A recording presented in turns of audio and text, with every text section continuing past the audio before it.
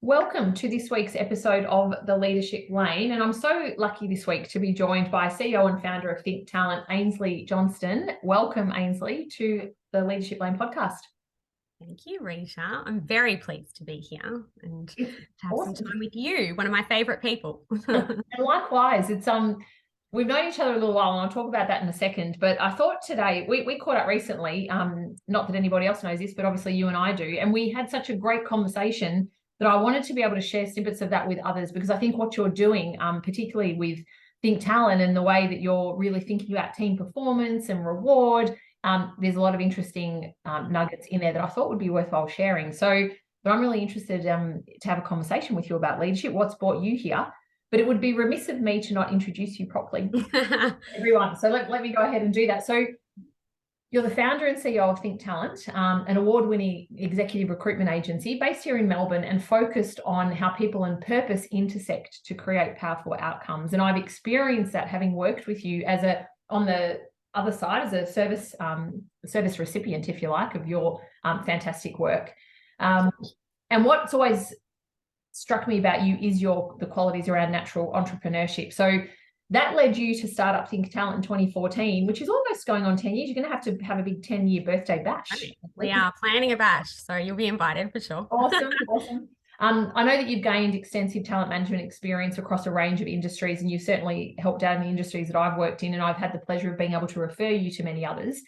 And you've got a real passion for working with visionary leaders who are passionate about creating exceptional people, customer, and digital experience that drives growth. And I love that. I could see that very clearly as a Venn diagram in my head. Your top 5 Gallup strengths are in your bio, which I love. So we've got strategic, futuristic, maximizer, communication activator. I know this is going to be a great conversation because of those strengths, but because I already know you. So welcome officially to the Leadership Lane. Thank you very much. Yeah. So, and we'll put the Think Talent website on the show notes so people can go and check out the brilliant work that you're doing.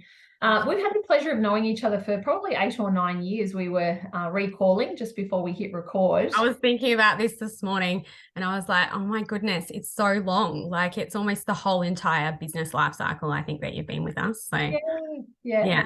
And it's been a pleasure. And I always, I'm drawn to that high energy and that high dynamic nature of people. They're my favorite people to work with. And that's certainly what struck me, when I met you that long ago. It's been lovely to watch the Think Talent journey. Ainsley, what have been, from a leadership perspective, what have been the biggest learnings for you across what is almost now nearly 10 years? Yes. Look, becoming a leader is really difficult, like a really good leader that you're proud of. And I think this is something that I had time to really reflect on this through COVID. I think that's what was special about COVID, was having time and really thinking about the sort of leader that I wanted to evolve into. Because coming into COVID, I think had some good leadership skills. Like I'm a natural visionary sort of entrepreneur type personality, which is really good traits to have if you're motivating teams and creating a vision and you're mobilizing people, whether they're in or outside of your organization, towards a future state. Like that is my natural happy place. And I suppose when I'm in that happy place and then I'm doing my best work. And I suppose if I'm leading in that direction, I can be a really benevolent leader in terms of, I suppose, building psychological safety and trust in teams so that they can be part of that journey. But I can also be someone who's highly demanding, you know what I mean? And sets, I sort of got challenged on this recently, really high benchmarks and standards. And I think at times that might feel critical, or like, people struggle to, sort of meet that at times. So I think for me, sort of thinking about my leadership journey, the maturity has been really important to me. And I think part of that's linked to my personal life, like my age, being a mother, not having to own it all, being able to create safe spaces for people to play, make mistakes, and learn. So I do feel like my leadership's sort of been a bit in 2 halves, and COVID was a really big challenge we had to work through, but I think it's brought out a different type of leadership in me, which has been really important for this new phase. So yeah, so that's been exciting. Yeah. And I love that distinction. It almost sounds like a turning point. And I know COVID was for a lot of people. Like I think for a lot of people, and particularly a lot of business owners, I've got some really good friends of mine that said COVID was instrumental for their business because it created a pause and a gap in the thinking. So we did, for the first time in a long time, we actually got to stop and think. And it sounds like you made really good use of that time, in terms of reflection and seeing, where you wanted the business to go, but also where you wanted to go as a leader.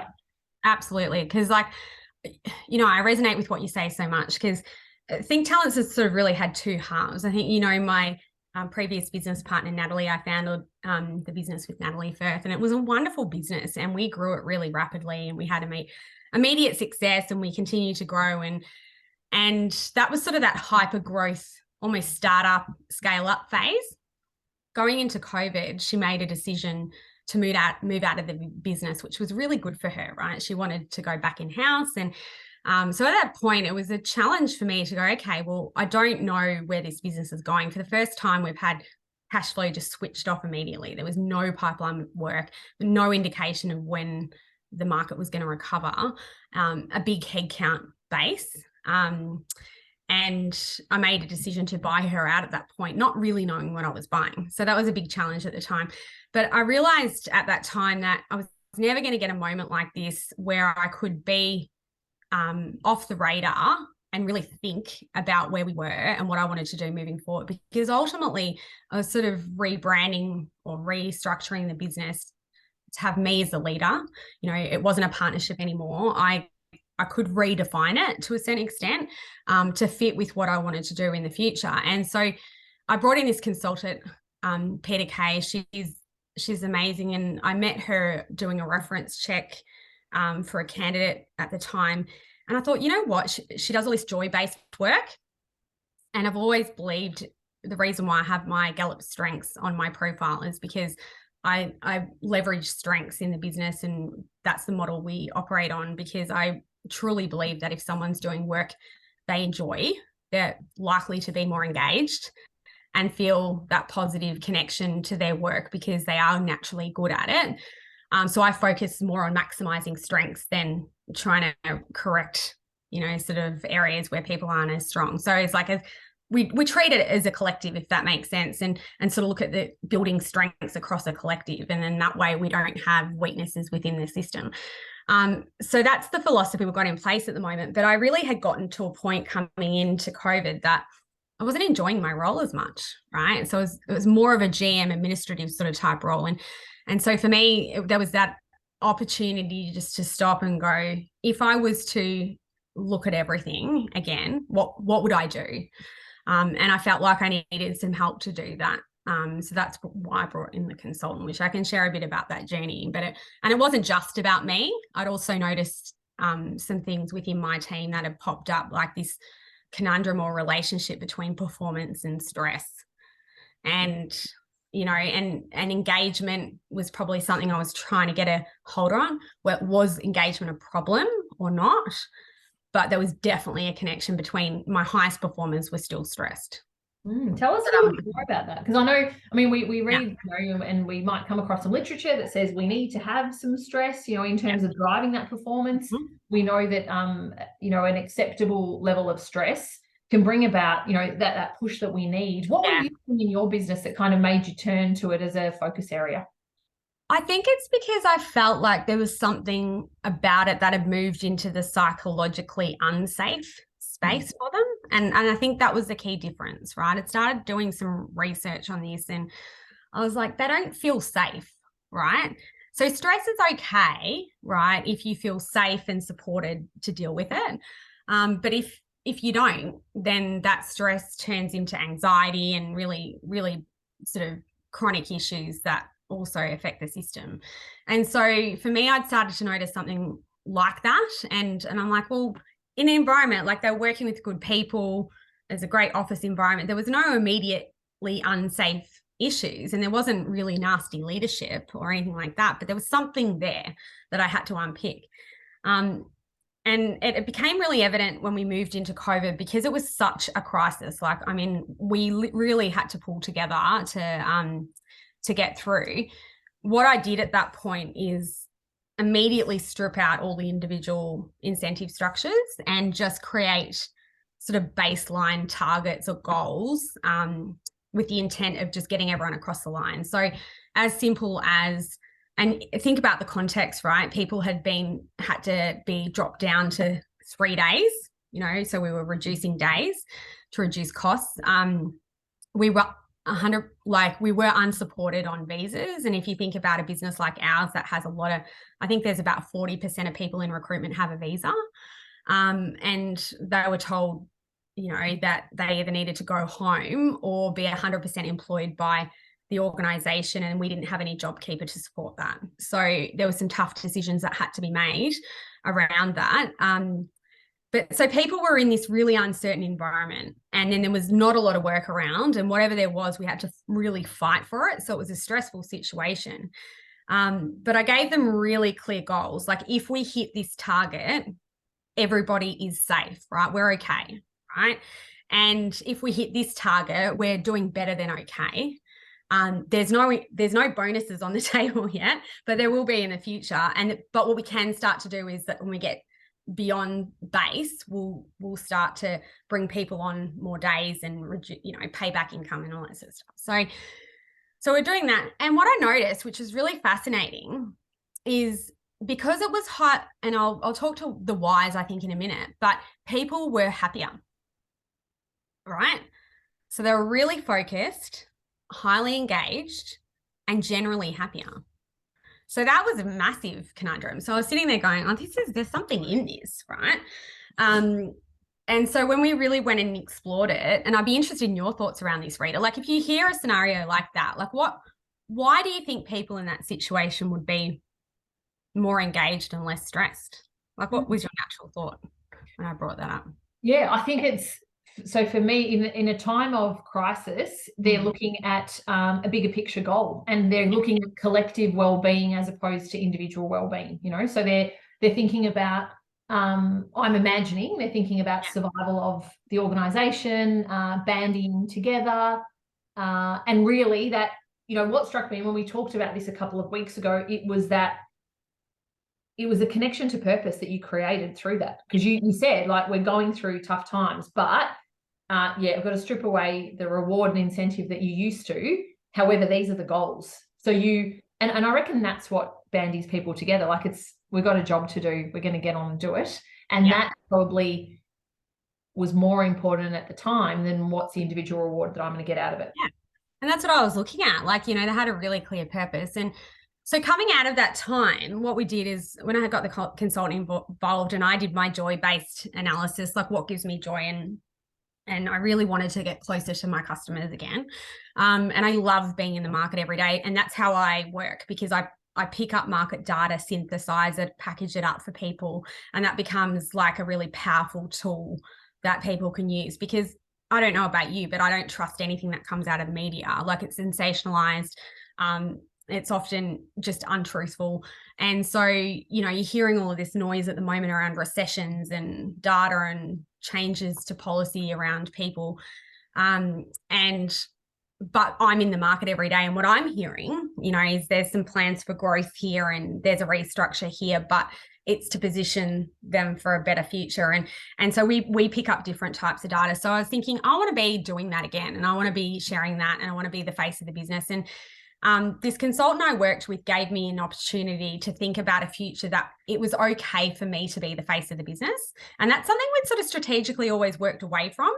And then I was like, really empowered to go, is it okay to run a business that has me as the face, and that's a superpower we can leverage? And so we started from there, and then we started talking about the work that I would enjoy. And if I wanted to be more front of house, leading people, but in the work, acknowledging that I needed to provide real-time feedback and coaching as I was doing the work, because I didn't want to lose that leadership piece, because then how might we create a different structure that allows me to do that? And that's sort of what we started with. And then we started talking about a how might we piece, where we brought the team together to co-create, like, how might we create a model where we leverage what we liked about the past, right? And what we want to retain from this current environment, knowing that there's some things we might want to retain, and that would enable me to sort of operate like this, which supports the business and the team. And what they came up with, it was just fascinating. Not one person wanted to move back to an individual structure. Everyone wanted to stay. Everyone put their hand up to stay in a team-based model, which I found really interesting because in recruitment, 90% of agencies operate on an individual model because a high performer can make more money. That was something we had to address. And they view team-based models as like really, it standardizes things to the point where a high performer can't really gain what they need out of it, you know, because it just normalizes earnings to a point where you don't get paid very well. So there was this sort of perception in market, but regardless of that, because they had no idea of where we were going with rewards and incentives yet, they still opted into that.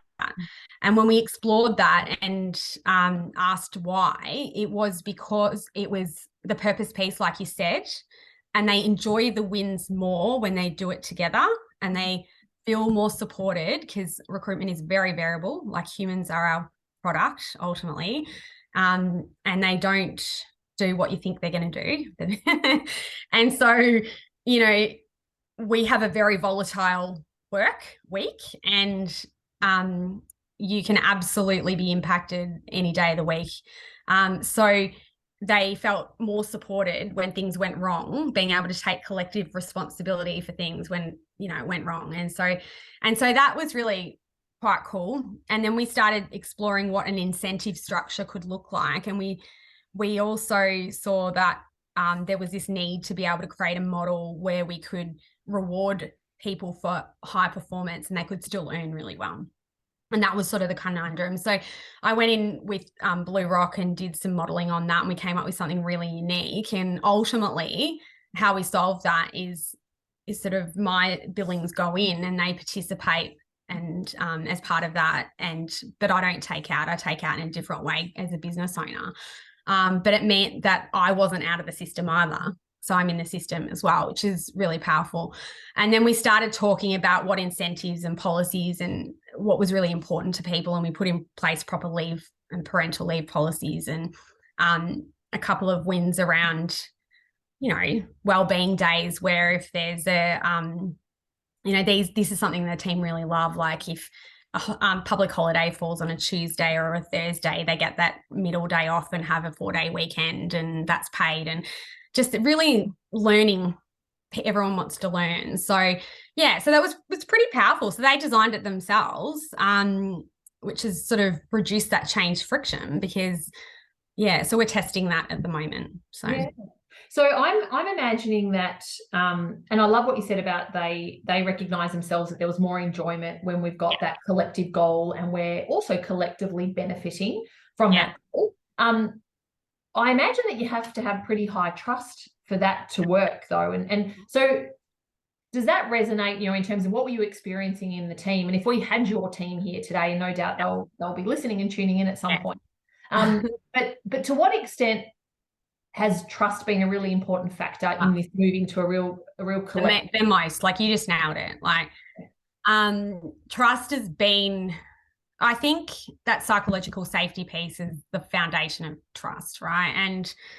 And for me, that's built in a number of ways. I think anyone who works for me, like my cornerstone of my leadership is honesty and being really transparent about things and giving them visibility of what's going on. And I think that is been what's really driven this, like, and knowing and constantly reassuring the team that their voice was heard in this design process and it's their model, right? And when that's going well, we want to hear about it. And when there's challenges in the model, we want to hear about it. And I think so everyone feels this ownership over the model, right? And I think that's been really important because when I sit with people and one of the things that I do every week is have a short one-on-one with everyone, and I'll never remove that because it is just a safe space. And I call it, this is all about you time, and it's just unstructured time where they can just ask me anything or talk about their worries, and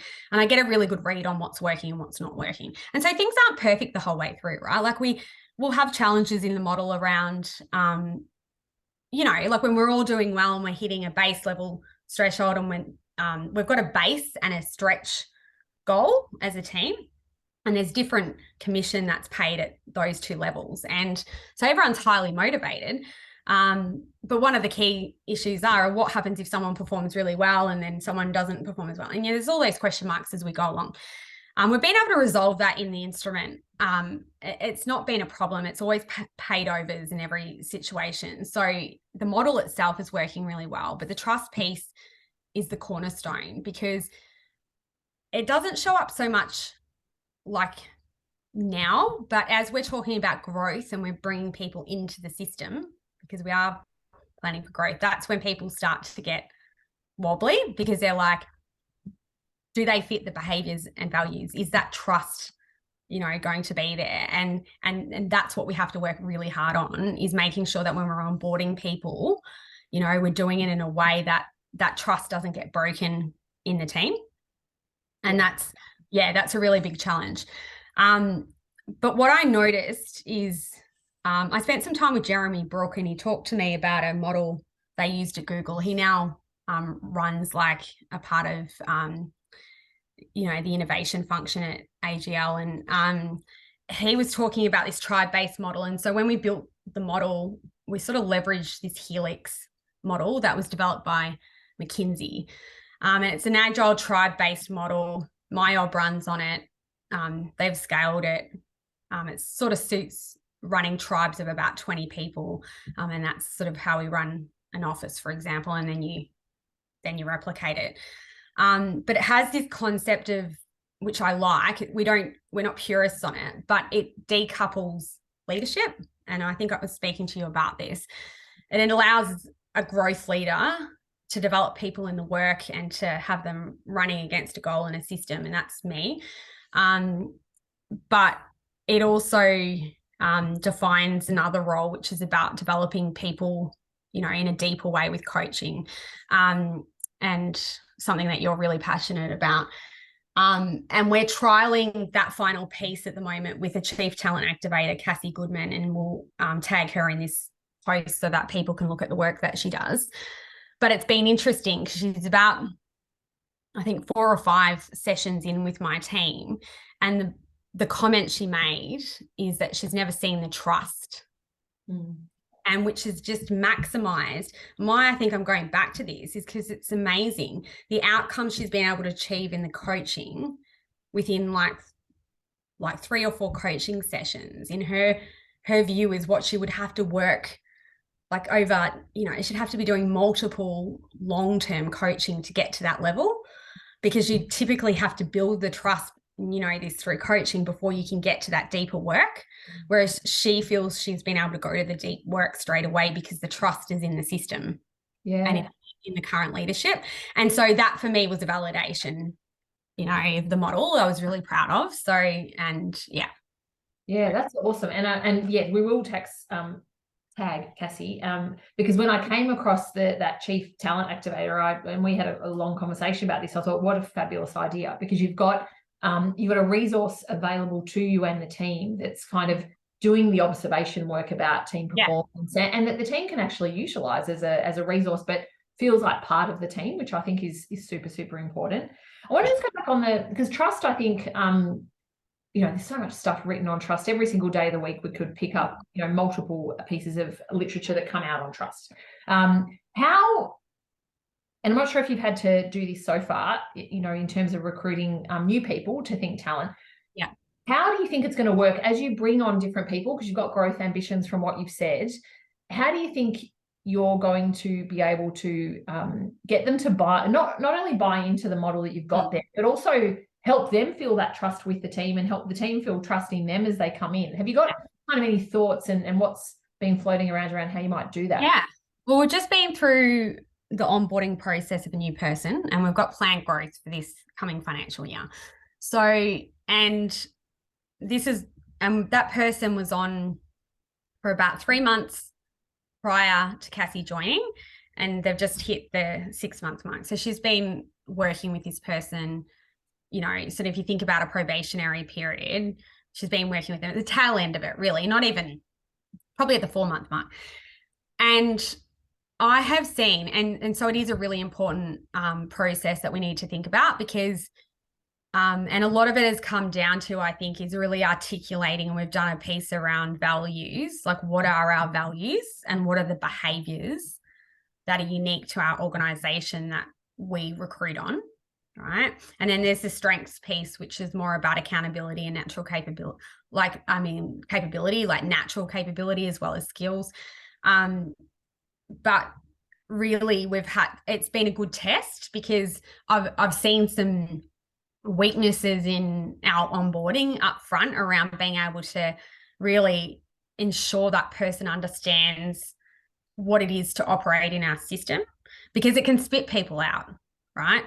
As easily as it can mobilize. So if someone comes in, I've seen 2 people come in since we've had the model.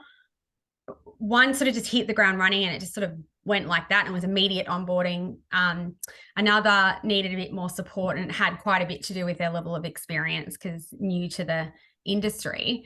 But what we could have helped with more is that really clear articulation in both situations of what are the values of our business and the behaviors, that they need to be displaying for it to work within our system, right?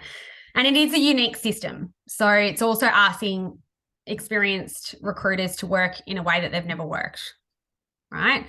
So there's also this ways of working piece where we have to train people on that. So it's tricky. And I've also noticed, right, and calling myself on this, females integrate into the system. And I know, we have to be careful about how I talk about this, but different ways of working, it can make it, if you want to do more project-based work where you finish things, and not a relational in terms of how you work, it can also be difficult, for people, because they're getting sort of interrupted because it's collective and collaborative work all the time. So we have to create space for different styles.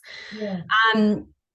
So I say all of that, I suppose it's been really interesting, but what I have noticed is when Cassie came on and did the work with the new people, the acceleration of that onboarding was just like, they've gone from, finding their feet to thriving in a very difficult market.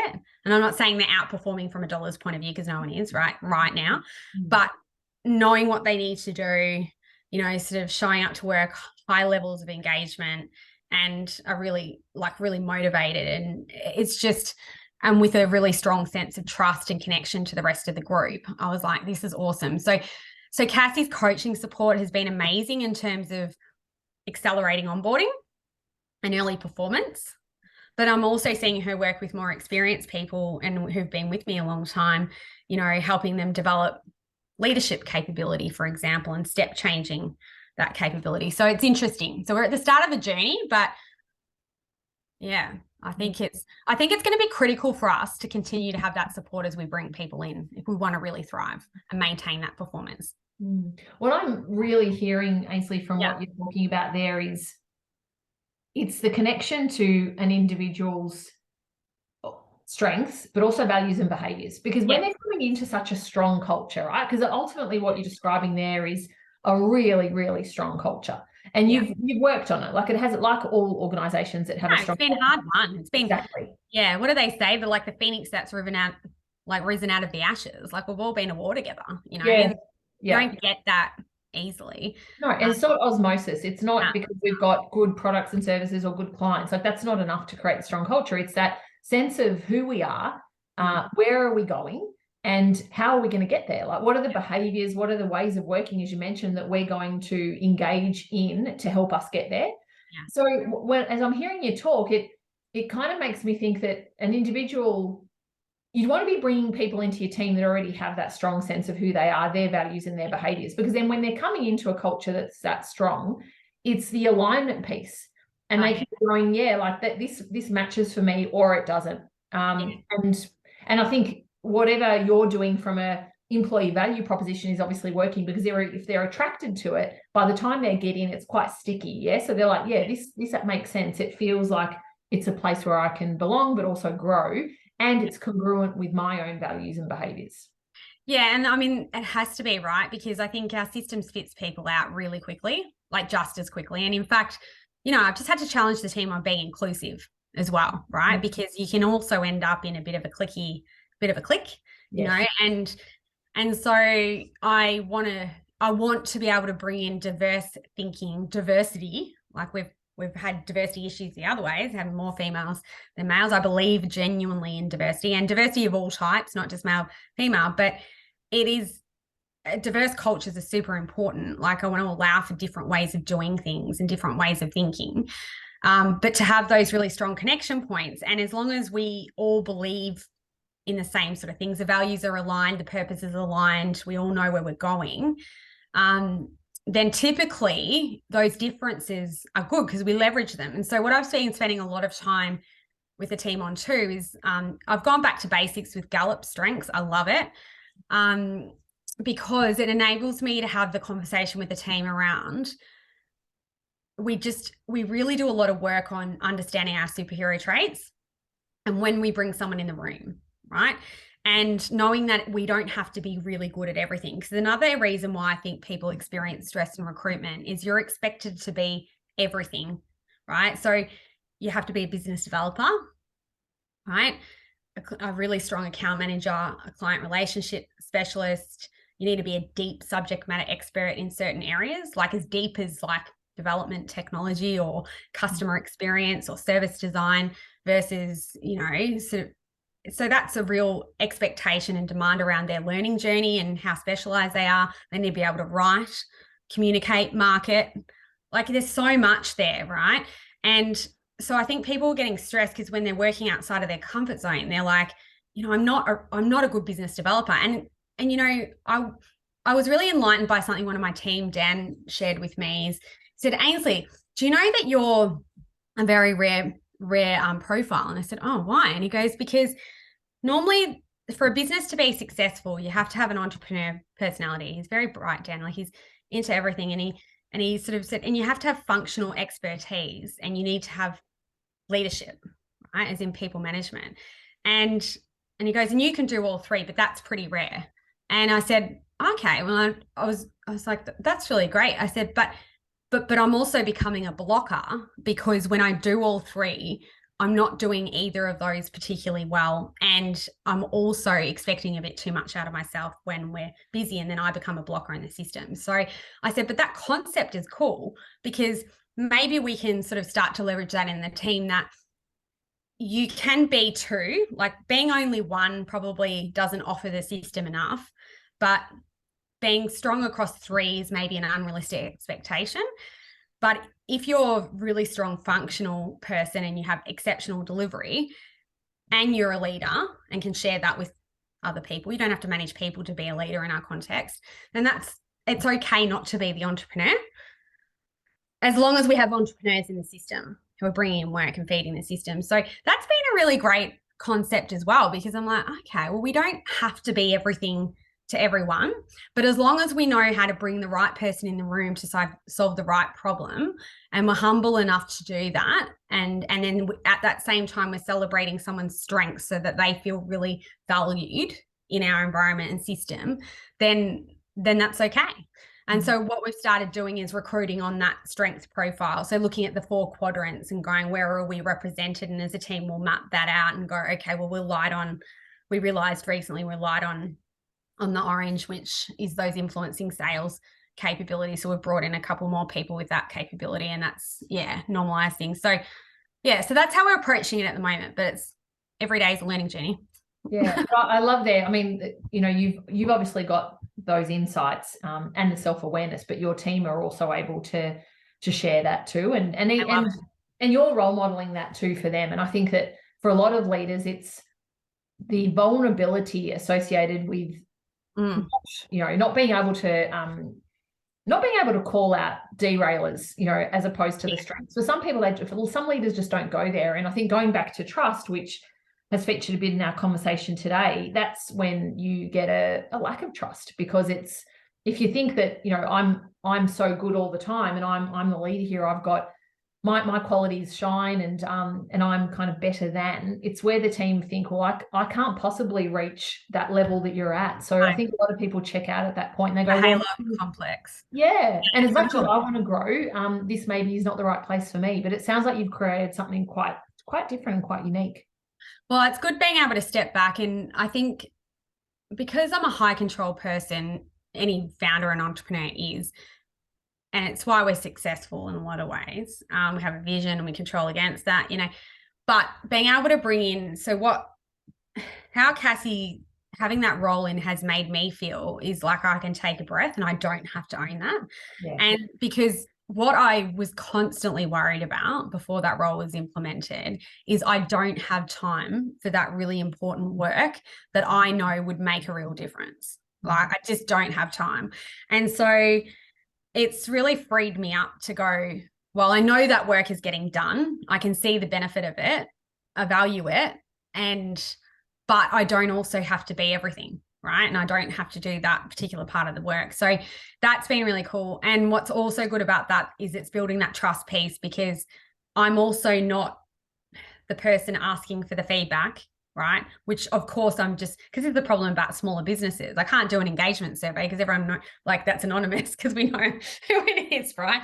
So I'm sitting there going, oh, so if I'm asking for feedback on me or leadership or on the system, I'm influencing it all the time as well. And I suppose what this gives people is a confidential outlet to go, okay, and then that gets fed to me in the right way, and we can tweak and tinker. So I feel like that's been really powerful on the trust side of things. But a big call for me has been also, I said, if I'm going to outsource that part of the work, my responsibility in leadership is to lead in the work, which is what, going back to the research piece with the team, when they designed the model, they all wanted to retain access to me. That was a massive driver for everyone. And learning in the work with me was really important. And it's often why people join the business. And I don't say that with ego. I say it because people want to have access to entrepreneurs who've started successful businesses, right? It's a selling point. The problem with that, it often brings in people that, and I might let them down because I don't have that time. So again, freeing me up has been really great, but it's also meant that I've had to commit to being really, really, I suppose, focused on real-time feedback. So when things go well, I give them feedback. When things aren't going well, I see behaviors outside of my boundaries. If there's performance issues that need to be dealt with, I'm real time and I'm quite direct. And if you spoke to my team, like they don't die wondering. And so that can be sort of confronting for some, but interestingly, like you said, a bit of that performance pressure is important, but also it's the clarity of knowing, are they doing a good job or not? That structure, clarity, real-time feedback given with care, right? Because I really care about them. It communicates that you value a person if you are brave enough to give them feedback, because it's hard to do. We know that.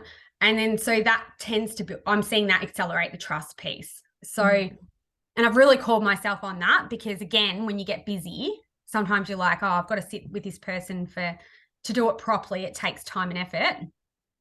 But I've really committed to that. And that's why those one-on-one sessions are really important for me, because whilst it's a chance for that anything, come up, like that's their time, it also gives me that moment in time to go, well, this is something maybe that I picked up this week that we might need to tweak, or can I give you a bit of feedback here, positive or constructive. So yeah.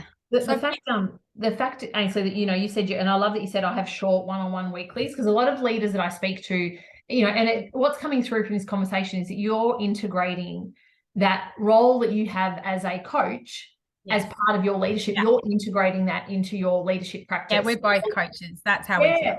Yeah. And a lot of people, I think, see it, unfortunately for a lot of leaders, they see it as something that sits to the side and I'll get to it when I've got time. And then therefore, for some of them, they become, they kind of have a love-hate relationship with it. It's almost like, I know that I need to do it, but I don't have time to do it. So it becomes quite unhealthy. Whereas by the sounds of it, you've been able to integrate it completely in your leadership role, which I think is super important, super valuable. So for leaders out there that are thinking, how do I do this? Like, I really want to get to the part where I coach my team and I can play that role, but I don't have time. I'd be saying, like, take that away as a key nugget. But what have you found has helped you to really do that and embrace that as something you've integrated in? Yeah. I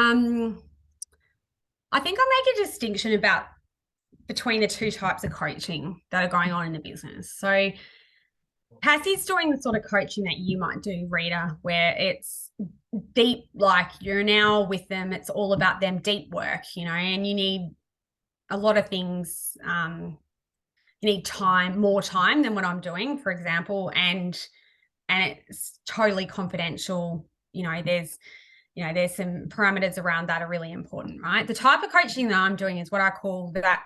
It's sort of more pace-based growth leadership coaching, where it's about, we are working to some very clear growth goals, and every business wants to grow, right? Otherwise it dies. And these are the things that we need to achieve this week. So I talk about bite-sized, sort of leadership, where you're like, okay, this week, this is what success looks like this week, and this is how it relates to our goals, right? And when I'm taking the team out, if we go on a visit, for example, or if we brief on something, or we're working on a project and there's feedback to be given that directly relates to that work, I really try my best to not make that a meeting, to give it at the time, right? And so what that allows me to do is utilize time that's spent in a taxi on the way back to the office, the walk that you might be returning to your site, right? And so it's really, and that's what I like about getting back to face-to-face meetings, is you have transit time. And in that transit time, I'll naturally have 10 minutes with the person. So we'll debrief, like we'll prepare before and debrief after, right? So that's great. But the one-on-one times, they're more about, and I try to stick to the time frame. If there's something we're dealing with that's really sensitive and I need to spend more time with that person, I will absolutely spend more time with that person, right? But it very much is around sort of going deep, quick around like that sense check. How are you feeling at the moment? Like, in terms of your performance, where do you think you're at? Like, are there any things that are blocking, you from performing at the moment? Is there anything you're worried about? Is there anything going on at home that's interfering with your work? Like things like that. And it's just a really quick snapshot. Now, sometimes that snapshot is like, I'm really happy and I'm doing really well. There's nothing I'm worried about, right? And then it's 10 minutes and I'm out, But sometimes that turns into a more sort of personalized conversation where I'm like, oh, this needs more investigation or more support from me. And so what I do is allow like 45 minutes, but I aim to use that half an hour window or less if it makes sense. Now that's a big ask, if you've got direct reports, because some people have, like, even in big organizations, up to 7 direct reports or something. But I can tell you that for me, I lost that practice through COVID. I picked it up again for connection. And then when we went back to the office, I let it go again. And I'm like, what's going on? I'm losing, pace, and like, I'm losing sight of what's actually going on, or connection. And then I put it back in and I saw everyone's performance accelerate again. So for me, I value it because, not just because, it's important for other people, but it is an important enabler of pace and growth in our business. And it keeps the system working, right? And so that's the thing, like, it's the mindset shift. If you can see that those processes facilitate growth and make your overall life easier as a leader, which they do for me, then that's when you start to get the joy in the process. Yeah. And so I feel like, maybe it's worth just giving a go, and but being diligent with your time as well. Yeah. I love you mentioned joy a couple of times today, and I love that, because I think what's the point if it doesn't, like, really, what's the point if it doesn't feel good? And I know for some people, yesterday I was at an event that is talking about thriving in health and issues around mental health in health environments, and they talked a lot about job control. And the research is quite clear that the more job control we've got, the less incidences of psychological injury, that are experienced in workplaces. And it makes me think about, we can't always control every aspect of, we walk into organizations, they've got established systems and processes and structures, but it is important, I think, to connect in with what you can derive joy from, because at the end of the day, if you're not feeling that, then what's the point? And it typically is what you're naturally good at too. So if you get people working in areas where, and I think it's been a bit overused, but the superior traits, like, we do use that a lot, because we're like, when would you bring, Chanel in the room? When do you bring? And it's really great because we do these structures all the time, and we create value propositions around our people. And I've been doing a lot of work with them recently around creating value propositions they can take to market that, like, our people are sellable. Like, they are the reason why we do good work, right? And I hear anyone who wants to move, and like, we hear stories every day, right? That's what we do. I looked at the latest data globally today from Gallup, and it says that 51% of people are quietly looking for a job. Yeah. Right, who are currently employed. And back to and so if you think about that, it's like, why does someone leave an organization? What I hear is typically people don't feel valued for who they uniquely are, right? So not just valued as an employee who can put work and effort behind a process or a system, but like valued for that uniqueness about them, which is linked to their behavior and their natural strengths. And so I feel if you can harness that and celebrate the diversity in the room and then leverage it, then why try to correct, like, why turn sort of deficits into a conversation? Now, it's not to say that you don't have feedback cycles when people move outside of value, like norms within the business or behavior norms within the business, but really, like, I don't see a benefit in focusing on this concept of weaknesses. Like, so, because I think focusing on strengths and capability and natural and amplifying that and developing that capability further gives a strong sense of joy, and people feel really genuinely valued. Right. And you can also celebrate quirkiness in that, right? People don't have to be a atypical leader in those systems. The other, just on the data, I thought you might be interested in this one, because back to structure, the latest Gallup data is showing that 100% remote and hybrid workers are more engaged at work, right? However, and this is really interesting, but they are more stressed. So again, a conundrum of a relationship to be explored, right? So they're wanting to work at home, and because they want to work at home, they're more connected to the organization, but they're more stressed. And so then we were looking at what underpins that, and it all came down to, it's got nothing to do with where they work and everything to do with leadership and structure. Yeah. In their work, right? Is knowing what to do. And so the most stressful people are the young ones. So people coming into the work system for the first time, and we absolutely saw that through COVID. Yeah. That's fascinating. And so we'll have to get a copy of that latest Gallup. Yeah. I think there's always great insights, but I think they're, you know, as a leader, being able to kind of look at those issues, and even if it doesn't apply, just thinking about, well, it might not be very obvious to me that it applies to our workplace, but what if there are pockets of people that are kind of feeling these things? And it just turns our mind to bigger issues and gets us kind of looking up and out, as opposed to just kind of burrowing in and looking just within our organizations. And that's the new world, right? Like, everything, I don't think anything makes, you know, sense the way that it used to. Like, things are changing all the time. I'm seeing really dynamic relationships that between, you know, like these areas of performance that maybe didn't exist before. And so the only way you can sort of start to, I suppose, manage and deal with that is when we talk about it. Like, you know, I talk to you and I gain an insight, and then we try it and we test and play, and that iterative piece, and does that work? Or but yeah, it's an exciting time.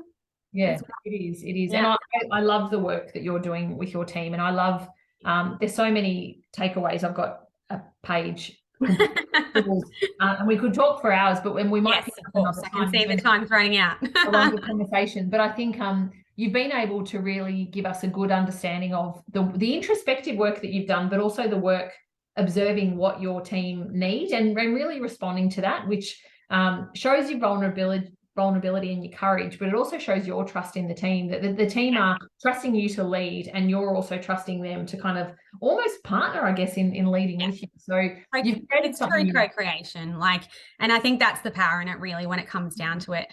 And I'm getting some real joy seeing people also step up, and I can step back. And I think that's maturity, right? I wasn't that type of leader earlier on, so I've learned a few things along the way, and it's a bit of a. And with that entrepreneurial mind, you're going to have, I imagine you will have pages of ideas around, you know, what could we do and what we can explore. So when you can kind of take a foot off one side and let the team put the foot down, then that enables you to do other things, I would imagine, which speaks to your superpowers. Yeah, thank you. Yeah, no worries. Well, Ainsley, I've really enjoyed our conversation today. Thank you. I knew it would be brilliant and very uplifting. So for any of you that are kind of tuning in, you know, thinking how could we adopt some of what Ainsley's done, obviously get in contact. I'm sure you don't mind. Yeah, absolutely. So, if I can help also, it's just a really interesting context at the moment. And I've got a lot of, you know, sort of leaders reaching out for some of those market insights and to help understand some of the, I suppose, these talent trends and maybe get some information that can help you. But also for people who might be, you know, looking for work at the moment, there's been a lot of disruption. So if that, you know, sort of your profile fits our business, then I can certainly connect you with the right people, because I think it's interesting times. So, you know, if I can help, we will. So brilliant. And we'll have the website in the show notes. But yeah, that's right. Thank you so much for being on the Leadership Lane today. Yeah, it's fantastic. Thank you, Rita. It's my pleasure. Yes, I'll talk to you very soon. Okay. See you later.